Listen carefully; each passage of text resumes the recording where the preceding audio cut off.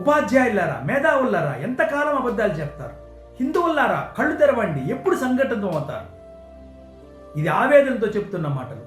ఎందుకంటే అన్యమతస్థులందరికీ చాలా దేశాలు ఉన్నాయి. హిందువులకు నీకు ఉన్నది ఒకే ఒక దేశం, ఈ హిందూ దేశం, భారతదేశం. దీన్ని కాపాడుకోవాలి.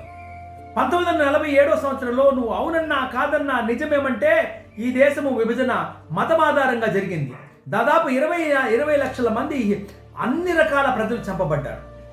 ఇక భారతదేశానికి సంబంధించినటువంటి విషయం గురించి కానీ పరిశీలిస్తే అఖండ భారతదేశము 71 లక్షల చదరపు కిలోమీటర్లు ఉంటే 47 నాటికి 39,47,000 చదరపు కిలోమీటర్లు కోల్పోవడం జరిగింది. ప్రస్తుతం 31,77,000 చదరపు కిలోమీటర్లు మాత్రమే ఉంది.